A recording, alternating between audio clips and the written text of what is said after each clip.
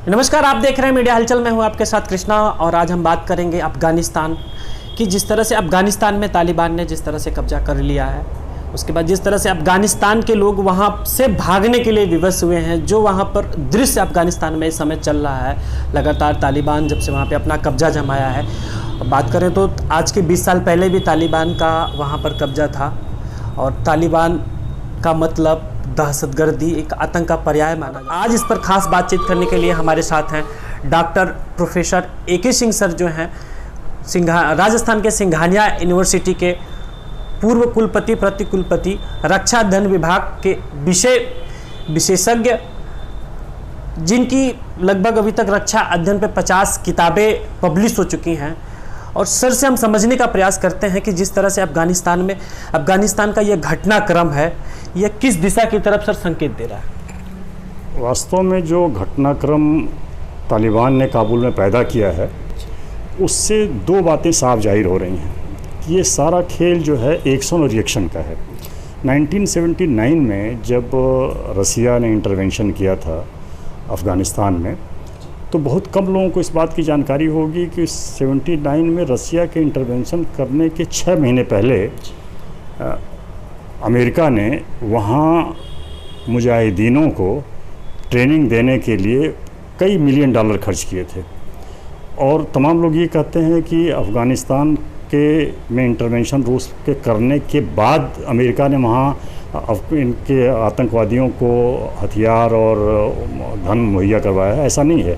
उसके पहले ही उन्होंने इस बात को भांप लिया था कि अफ़गानिस्तान में जो स्थिति बनने जा रही है अमेरिका की वजह से और रूस की वजह से, उसको काउंटर करने के लिए अमेरिका ने बहुत पहले तैयारी कर लिया था। और आज जो स्थितियाँ पैदा हुई हैं उसके लिए सिर्फ़ और सिर्फ अमेरिका जिम्मेदार है। दूसरा कारण उसका ये है कि अमेरिका ने जो स्थितियां पैदा की हैं और जिस हालात में ला के अफ़गानिस्तान को छोड़ा है, वो विश्व की अपने आप में सबसे, मैं समझता हूं कि क्रांतिकारी घटना है, जैसा विश्व इतिहास ने कभी नहीं देखा कि किसी देश की सेना जिसमें लगभग 3 लाख नियमित सेना हो, अमेरिका के सैनिक हों, अमेरिका की ट्रेनिंग हो, अमेरिका के हथियार हों, और काबुल पर बेशक तालिबानों ने कब्जा कर लिया हो, लेकिन इस बात के लिए पूरा विश्व आशंकित है कि ये देश को कैसे चला पाएंगे। वहाँ अगर हालात नहीं सुधरे तो स्थिति ये आएगी कि वहाँ भूखमरी की स्थिति आ जाएगी। तमाम लोग देश से पलायन कर रहे हैं। जो बचे हुए हैं लोग हैं वो अपने घरों में कैद हैं। सबसे बुरा हाल तो वहाँ महिलाओं का हो रहा है, जो अपने घर की दहलीज से बाहर निकलने की स्थिति में नहीं है। मैं समझता हूँ कि जो शरीयत का कानून लागू करने की तालिबानों की मंशा है, उसने विश्व को बहुत शर्मिंदा किया है। और इस वैश्विक व्यवस्था में लोग इस बात के लिए बहुत ही आशंकित हैं कि हम कैसे विश्व में रह रहे हैं जहाँ पर एक ऐसा नंगा नाच चल रहा है तालिबानियों का, जहाँ पूरा विश्व मूक दर्शक बना हुआ और इसके पीछे सिर्फ अपने अपने राष्ट्रीय हित हैं। कोई भी आदमी किसी को इंटरवीन नहीं कर रहा है। सर, हम बात करें इस पूरे घटनाक्रम में पाकिस्तान का सर रोल देखा जाए, जिस तरह से इमरान खान लगातार उनका स्टेटमेंट आ रहा है, उनके फेवर में स्टेटमेंट आ रहा है, तो किस निगाह से आप देखते हैं?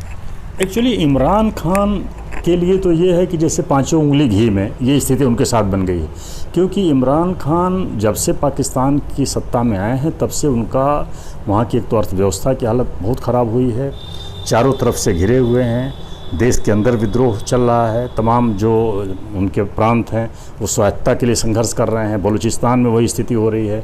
और स्थिति ये है कि सीमा पर भी चूँकि भारत ने जम्मू कश्मीर में 370 को ख़त्म कर दिया, तो अब जो आतंकवाद का एक खेल वो कर रहे थे भारत के खिलाफ, उसमें काफ़ी हद तक विराम लग गया था। अब उनको ये लग रहा है कि इन तालिबानों को सपोर्ट करने से, क्योंकि वास्तव में ये जो तालिबान हैं ये कोई और नहीं है, ये ISI से समर्थित पाकिस्तानी फ़ौज ही है ये। और ये सारा खेल जो पाकिस्तान ने किया, और सबसे पहले इस पर अपनी प्रतिक्रिया भी पूरी विश्व में देने वाला पाकिस्तानी है। इससे ये बात तो साबित हो ही गई कि दुनिया में अगर आतंकवाद का कोई पोषक देश है तो वो पाकिस्तान ही है। चाहे वो ये बेशक कहा जाता हो, तमाम लोग ये कहते हैं कि गुड टेररिस्ट और बैड टेररिस्ट, दुनिया में कोई ना गुड टेररिस्ट है ना बैड टेररिस्ट है। Terrorist means terrorist. और अब जो पाकिस्तान का वास्तविक रूप है, जो वास्तविक चेहरा है, वो भी सबके दुनिया के सामने हो गया है कि पाकिस्तान की कथनी और करनी दोनों में बहुत फ़र्क है। पाकिस्तान ये सोचता है कि हम तालिबानों के कंधे पर बंदूक रख के और भारत का मुकाबला कर लेंगे, लेकिन ये उसकी गलतफहमी है। उसका कारण ये है कि भारत के पास भी तुरुप का पत्ता भी उसके हाथ में बचा हुआ है। उइगर मुसलमानों की समस्या है चीन की, दूसरी तरफ पाकिस्तान में जो आंतरिक विद्रोह है वो सीमा पर, वो लोग भी भारत के बहुत करीब हैं और वो बार बार ये कहते हैं कि पाकिस्तान को बेशक कब्रिस्तान में बदल दिया जाए लेकिन हम पाकिस्तान का साथ नहीं देंगे। तो ऐसी स्थिति में अगर भारत ने भी दोनों मोर्चे खोल दिए चीन और पाकिस्तान के खिलाफ, तो ऐसा कुछ नहीं है कि तालिबान इतने ताकतवर हैं कि भारत का मुकाबला कर लेंगे। और जहाँ तक अंतर्राष्ट्रीय राजनीति की बात रही, तो अंतर्राष्ट्रीय राजनीति में चाहे जैसी भी स्थिति पैदा हो, लेकिन जब आमने सामने कोई स्थिति आएगी युद्ध की, ऐसी कोई संभावना बनती है, तो रूस खुलकर भारत के विरोध में नहीं आएगा और अमेरिका खुल के भारत के साथ आएगा। तो आज के इस अंतर्राष्ट्रीय परिवेश में पाकिस्तान की जो भूमिका है वो सिर्फ एक ताली बजाने जैसी तो है। ताली बजा के थोड़ी देर के लिए वो खुशी मना सकता है, लेकिन अगर आप अपने घर के पड़ोस में किसी बदमाश को बुलाते हैं तो निश्चित सी बात है कि एक न दिन आपके लिए वो समस्या पैदा करेगा। सर, इस पूरे घटनाक्रम से अमेरिका की जिस तरह से पूरे विश्व में किरकिरी हो रही है, तो उसको लेकर आप क्या कहेंगे? हाँ, ये सवाल आपका बड़ा वाजिब है कि अमेरिका की दुनिया की इतनी मजबूत सेना, उसके बहुत ही मतलब ट्रेंड, उसके जो ट्रेनर हैं, उनके जो आर्म्स हैं वो बहुत ही सोफिस्टिकेटेड हैं, उनकी जो पॉलिसी है, जो उनकी स्ट्रेटजी है वो वर्ल्ड क्लास की है, उनका जो रोड मैप है सिक्योरिटी का वो बहुत शानदार रहा है। लेकिन ये दुर्भाग्य उनका है कि वो जहाँ भी उन्होंने इंटरवेंशन किया वहाँ से वो खाली हाथ लौटे। वियतनाम से लेके इराक, इराक से लेके अफ़गानिस्तान तक की यही कहानी है। ये जो किरकिरी हुई है उसके लिए अब ये अमेरिका खुद जिम्मेदार है। उसका कारण ये है, उसके पीछे जो उसकी मंशा थी, वो जिस मनसे को लेके भीतर प्रवेश किए थे, वो एक्चुअली अफ़गानिस्तान की जो जियो स्ट्रेटजी है, जियो पॉलिटिक्स है, जो उसकी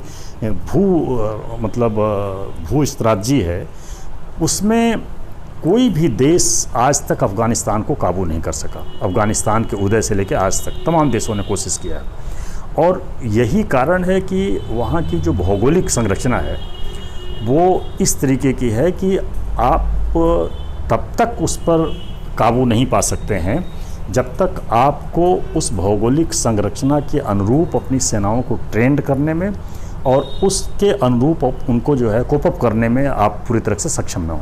अब उदाहरण के तौर पर मैं आपको एक बात बताऊं कि अमेरिका ने अफ़गानिस्तान में इंटरवीन तो कर लिया, उस इंटरवीन करने के साथ एक बड़ी ख़ास और दिलचस्प बात है जो आप कम लोगों को पता होगी कि ये कभी अफ़गानिस्तान के इन तालिबानों को अमेरिका ने अपना स्टेट गेस्ट बनाया हुआ था। स्टेट गेस्ट बना के और उनको उन्होंने पूरी शॉपिंग करवाई अमेरिका, वाशिंगटन में, टेक्सास में, कैलिफोर्निया में, उनको राज अतिथि जैसा मतलब उनको मेहमान नवाजी उनके साथ की। और सिर्फ इसलिए कि वो ये चाहते थे कि जो सेंट्रल एशिया है वहाँ से जो उनके पास अथाह गैस और उसका पेट्रोलियम का जो भंडार है उससे पाइपलाइन जो बिछा के वो अपने यहाँ तक ले जाना चाहते थे, वो चाहते थे कि उसमें तालिबान उनकी मदद करें और उसमें किसी तरह का अवरोध न पैदा हो। तो ये सारा खेल जो है वो उन्होंने खुद तैयार किया हुआ है। और सीधी सी बात ये है, जैसा हमारे बड़े बुजुर्ग भी कहा करते थे कि भाई जैसा आपने बोया है वैसा ही काटेंगे। तो अमेरिका की जो किरकिरी हुई है वो किरकिरी किसी और कारणों से नहीं हुई है। उन्होंने जितने भी आतंकी हैं, लादेन से लेके सद्दाम तक और सद्दाम से लेके ये तालिबान तक, ये सारे आतंकवादियों को जन्म देने का जो मतलब देश जिम्मेदार है वो अमेरिका ही है। और अगर किसी को इन्होंने जिसको भस्मासुर बनाया उन्हीं ने पलट के इन पर हमला भी किया, और जब पलट के हमला किया तो ये खामियाजा तो इन्हीं को भुगतना पड़ेगा ना। सर, जिस तरह से अफ़गानिस्तान पर तालिबान ने कब्जा कर लिया, जो इस समय तालिबान की स्थिति है, एक दहशतगर्द का पूरा माहौल क्रिएट हुआ है, तो सर इससे एक सवाल ये होता है कि क्या भारत पे कोई खतरा है इनसे? ऐसा है कि अंतर्राष्ट्रीय राजनीति में जो थ्रेट परसेप्शन है वो हमेशा बना हुआ है, जिसको हम सिक्योरिटी डायलेमा कहते हैं, सुरक्षा दुविधा। और ये सिक्योरिटी डायलेमा ही जो है राष्ट्रों को अपनी सुरक्षा के प्रति चिंतित भी करता है, आगाह भी करता है और उसको तैयार होने के लिए मजबूर भी करता है। तो ये निश्चित सी बात है कि तालिबान ने एक संकट तो खड़ा किया है पूरे विश्व के समक्ष, लेकिन चूंकि ये मामला दक्षिण एशिया में भारत और पाकिस्तान से जुड़ा हुआ है तो इसलिए निश्चित सी बात है कि ये भारत की दहलीज पर एक संकट खड़ा है। लेकिन इसमें कोई घबराने की बात नहीं है, इसलिए कि भारत की जो सेना है, भारत के जो वायुसेना है, भारत की जो नौसेना है, वो तीनों इतने सक्षम हैं कि आज दक्षिण एशिया में नहीं बल्कि विश्व में कोई देश ऐसा नहीं जो ताल ठोक के भारत को चुनौती दे सके। रही बात तालिबानों की, ये तालिबान के जो 75,000 लड़ाके हैं, वो तो दुर्भाग्य है कि पाकिस्तान का जो राष्ट्रपति था वो पहले ही घर छोड़ के भाग गया। जब किसी देश का नेतृत्व ही घर छोड़ के भाग जाएगा तो सेना तो रेत की दीवार की तरह अपने आप ही ढह जाएगी। तो भारत का जो नेतृत्व है आज की तारीख में, मोदी जी जो उसके हमारे महानायक हैं, पूरे विश्व के इस समय राजनीति के, मैं समझता हूँ राजनीतिक पटल पर जो मोदी साहब की जो छवि है उसको ध्यान में रखते हुए हमारे जो विदेश मंत्री हैं जयशंकर जी, उनकी जो स्थिति है, जो उनकी कूटनीतिक पटुता है, और हमारा जो रक्षा और विदेश नीति का सामंजस्य है, जो CDS का गठन हुआ है जिसमें विपिन रावत साहब हैं, इन सभी लोगों का जो इतना बढ़िया कोऑर्डिनेशन है कि मैं समझता हूँ कि दुनिया की कोई फ़ौज ऐसी नहीं है, दुनिया का कोई देश नहीं है जो भारत के सामने टिक सका। ये तालिबान तो एक सड़क छाप गुंडे मवाली हैं, इसलिए इनसे कोई घबराने की ज़रूरत नहीं, और ये बुद्ध और गांधी का देश है।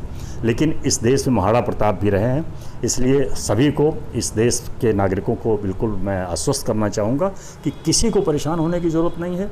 और तालिबान तो क्या, इस जैसे हज़ारों तालिबान भी भारत के सामने टिक नहीं पाएंगे। सर, एक लास्ट सवाल आपसे कि एशिया में शांति स्थापित करने के लिए सबसे सुगम रास्ता क्या? बिल्कुल सही। मैंने एक पीछे जब 5 साल पहले मैंने मेरी एक बुक रिलीज़ हुई थी, Yuddha to Buddha, road map of India security, युद्ध से बुद्ध तक और भारत का रोड मैप सुरक्षा का। मैं समझता हूँ कि दुनिया का कोई भी देश आज इस बात को आप मान के चलिए, चाहे बेशक हम युद्ध की बात करते हों, तालिबानियों ने बेशक वहाँ खून खराबा मचाया, लेकिन आप ये देखिए कि काबुल पर जो कब्जा हुआ वो बिना एक गोली चलाए हुआ है। दुनिया के इतिहास में ये घटना याद की जाएगी कि बिना गोली चलाए किसी देश की राजधानी पर कब्जा किया गया हो, और वहाँ दुनिया की सबसे मजबूत देश की सेना मौजूद थी, अमेरिका की। मेरा जो सबमिशन है वो ये कि बुद्ध जो है वो पूरे विश्व के तो रहे ही हैं, लेकिन विशेष रूप से एशिया में उनका बहुत बड़ा प्रभाव रहा है। और बुद्ध का जो मध्यम मार्ग है, मैं समझता हूँ कि विश्व शांति के लिए इससे बढ़िया कोई विकल्प विश्व के पास नहीं है। और रही बात ये कि हम जिस 21वीं सदी में जा रहे हैं, उस 21वीं सदी में जो सबसे इम्पॉर्टेंट रोल होगा, the decisive role that is to be played in 21st century, वो टेक्नोलॉजी का है। और तकनीक का रोल ये है कि अब किसी भी देश को किसी के खिलाफ युद्ध लड़ने के लिए गोली चलाने की ज़रूरत नहीं है, न किसी दुश्मन का खून बहाने की ज़रूरत है। आज स्थिति ये है कि आप टेक्नोलॉजी के सहारे किसी भी देश की इकोनॉमी को जो है पैरालाइज कर देंगे। और कहते हैं कि जो शक्ति है वो बंदूक की नली से नहीं, वो अर्थव्यवस्था की नली से प्रभावित होती है। तो मैं समझता हूँ कि अगर आप किसी को पंगु बना देंगे, उसकी इकोनॉमी को पैरालाइज कर देंगे, तो मैं समझता हूँ कि वो देश तो आपके सामने जब घुटने के बल भी नहीं खड़ा हो पाएगा, तो खड़ा होकर मुकाबला आपका क्या कर पाएगा। तो आज का जो रोल है वो टेक्नोलॉजी का है। और जो भी साइबर जो फील्ड है हमारा, वो साइबर के सहारे जो लड़ाइयाँ लड़ी जाएंगी, उसमें कहीं भी किसी बुलेट के इस्तेमाल की ज़रूरत नहीं पड़ेगी। और बुद्ध का जो मध्यम मार्ग है, मैं समझता हूँ कि विश्व शांति का, एशिया की शांति का, और भारत देश का, तो वो एक भारत में ही पैदा हुए थे। तो मैं समझता हूँ कि इससे अच्छा कोई मार्ग नहीं। मध्यम मार्ग बुद्ध का जो है विश्व शांति का सबसे सफल और सबसे सबल हथियार है। सर, बहुत बहुत सर आपका धन्यवाद। तो सर का साफ तौर पे कहना है कि पूरे विश्व में शांति स्थापित करने के लिए जिस तरह से आने वाला समय जो बदल रहा, धीरे धीरे डिजिटल होता चला जा रहा है, तो सर की एक बुक आई थी, कब आई थी सर? 4 साल पहले सर आई, 4 साल पहले आई थी सर की एक बुक आई थी। तो सर ने अपनी बुक में भी ये दर्शाया कि जो बुद्ध के मार्ग पे चल के पूरी एशिया में शांति स्थापित किया जा सकता है।